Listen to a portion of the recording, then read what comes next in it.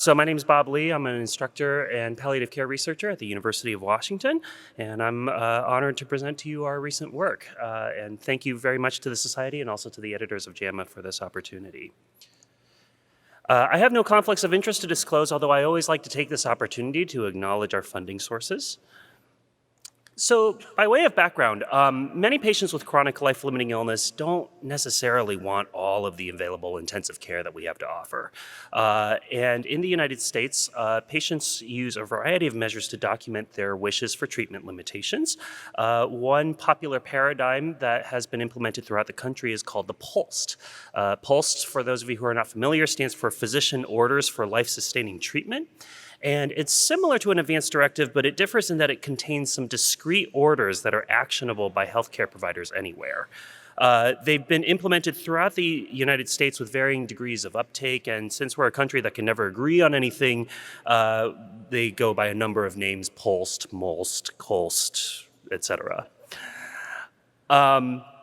This is the Washington State POLST here, and I just want to highlight two of the key orders that are on it. First of all, there's an order for whether or not to give CPR in the event of cardiac arrest. And then there's an order for medical interventions. This is an order for what type of medical care the patient would want in any illness state other than cardiac arrest. And their choices range from comfort measures only, which is essentially hospice care, only symptom management, to limited interventions, which basically describes avoidance of intensive care, to full treatment or full intensity care. And these treatment-limiting POLST orders have been associated with less in-hospital death and less CPR, but we don't know as much about what happens with patients who have POLST forms after they arrive at the hospital. And so we set out to address two research questions. The first one is, for patients with POLST who are hospitalized near the end of life, are their POLST orders actually associated with the intensity of care that they receive? And the second question that we looked at is, how often do patients receive intensive care that's actually discordant with their POLST? And what are the risk factors for receiving that type of discordant care? So to address these research questions, we conducted a retrospective cohort study of decedents. All of them had chronic life-limiting illness, and we defined this using the Dartmouth Atlas conditions. This is a list of 9 diagnoses that are associated with about 90% of the deaths in the Medicare population. They all had to have been hospitalized within the last 6 months of life at one of our study hospitals at UW-Medicine. And they had to have completed a POLST prior to their last hospitalization of life. The goal here was really to identify patients who had a POLST that was timed so that it would inform the care they received during that last hospitalization of life. And they had to have died between 2010 and 2017, and we measured this using death certificates. Our exposure was the POLST order for medical interventions that we talked about earlier, so comfort measures only versus limited interventions versus full treatment. And we also looked at a number of potential confounders. There's a few demographic variables, and then namely a few things that I want to point out: the amount of time that passed between when they completed the POLST and when they were admitted to the hospital, the person who signed the POLST, whether it was signed by the patient or whether it was signed by a decisional surrogate, and a history of dementia, history of cancer, and also whether or not the patient was admitted for a traumatic injury. Our primary outcome was ICU admission during the last hospitalization of life, and we examined that last hospitalization with the intention that this would capture the patient's terminal illness episode. And recognizing that not all ICU admissions are alike, we also looked at the secondary outcome of life-sustaining treatments: mechanical ventilation, vasopressors, new dialysis, or CPR. And we measured these outcomes from the electronic health record. We used modified Poisson regression with robust error variance to estimate relative risk, and we had a small percentage of missing data in some of our covariates, and so we used multiple imputation to impute those. So we had 1,800 participants, of whom 400 had POLST orders for comfort measures only, and 760 had POLST orders for limited interventions. And I point those two groups out because those patients are the patients who have POLST forms that specifically say that they should avoid intensive care, and we'll refer to those people as treatment-limiting POLSTs. Here's some of their characteristics. So this is an older cohort, as would be expected for a cohort of people with chronic illness. Mean age of 70, about 40% female, 26% were of minority race or ethnicity, and this is a relatively multimorbid cohort. The median number of Dartmouth Atlas conditions they had was 3. So this is an analysis that's looking at the association between the primary outcome of ICU admission and the predictor of POLST order. The relative risks that are shown here compare patients with these treatment-limiting POLST orders to patients who had full treatment orders.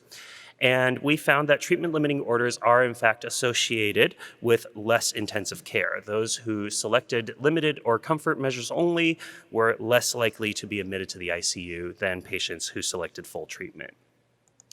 And similarly, when looking at the secondary outcome of life-sustaining treatments, those with limited or comfort-only pulse were also less likely to receive these life-sustaining treatments. And taken together, I think this suggests that POLST orders are associated with the likelihood of being admitted to the ICU or receiving life-sustaining treatments near the end of life. So that's great. It's nice to know the world works, but we also noticed that despite these relative risks, there's about a third of patients in the comfort measures only group who are still being admitted to the ICU near the end of life. And 46% of patients in the limited interventions group. And we'll remind you again, these are patients who checked off a box saying that they wanted to avoid intensive care. And some of these admissions might have been less intense than others, but about 15 to 20% of these admissions involved mechanical ventilation, vasopressors, CPR, or dialysis, new dialysis. So there's a small but significant percentage of patients who are receiving life-sustaining treatments that are discordant with their POLST orders. And when we think about what that all means, it's important to recognize that pulse discordant care isn't necessarily always inappropriate or wrong. Our ultimate goal is to provide patients with care that's aligned with their goals and values. That's really hard to measure in a research setting. But our study is examining pulse discordant care, which is much easier to measure, but may or may not be appropriate depending on the circumstances that led up to it. And so we were interested in exploring why patients might receive pulse discordant care. And so we did some analyses looking at the outcome of pulse discordant care and looking at potential risk factors for this outcome. These results are for patients who had POLST orders for comfort measures only, and highlighted in yellow, you see that patients with cancer or dementia are significantly less likely to receive pulse discordant care, whereas patients admitted for a traumatic injury, highlighted in red, were more likely to receive pulse discordant intensive care. And similarly, in the analysis of risk factors for the outcome of pulse discordant intensive care among those with limited interventions orders, we see again that patients with cancer are less likely to receive intensive care, and that those admitted for trauma are more likely to receive pulse discordant care. We also found a small but significant association between intensive care and younger age. So, putting those last two slides on one slide and just kind of thinking about, well, what does all this mean? One of the big challenges with POLST, and really with any paradigm in which we're making medical decisions in advance, is that those decisions have to be made with hypothetical context. In other words, they have to be made out of context. And those hypotheticals can be difficult to pin down for certain patients.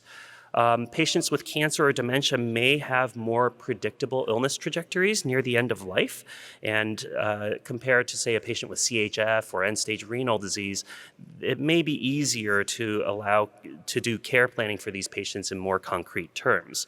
Whereas on the opposite side of that spectrum, a traumatic injury is something that's actually quite common amongst chronically ill patients, but nobody envisions it. Nobody talks about it, nobody expects it. And we think that this role of predictability may play an important role in pulse discordant care. Our study has a few key limitations. First of all, we only examined patients who were hospitalized in the last 6 months of life. A substantial percentage of patients, we believe, are never hospitalized near the end of life, particularly those with comfort-only pulses. And so we are likely to overestimate the incidence of pulse discordant care amongst all POLST users. We only examined care that was delivered at our 2 study hospitals, and so it's possible for somebody to have received intensive care from another entity that we did not capture. This would have led to underestimation of the prevalence of pulse discordant care. We did do a sensitivity analysis where we restricted to patients who died in our hospital, and that analysis did corroborate our findings. And lastly, Washington's a state that has a pretty mature POLST implementation. It's an intervention that has high uptake there, but our findings may not generalize to other health systems or to other settings. So in conclusion, we found that for patients with POLST who were hospitalized near the end of life, treatment-limiting orders were associated with significantly lower rates of ICU admission, but 38% of patients with treatment-limiting POLST nevertheless received pulse discordant intensive care. And so I think our take-home message from this is that POLSTs are probably helpful for patients with chronic illness, but there's also room for improvement. For who do we complete POLST? How do we complete POLST? How do we communicate them across the healthcare system? And for those patients who are having unanticipated illnesses, unanticipated crises, how do we help patients and families make the best decisions in the moment? And those are some opportunities for future work. I want to thank Dr. Cross and Dr. Curtis, who are sitting in the third row over there. They are my primary research mentors and senior authors on the paper, as well as the rest of the co-authors from UW and from OHSU. Thank you very much. Appreciate it.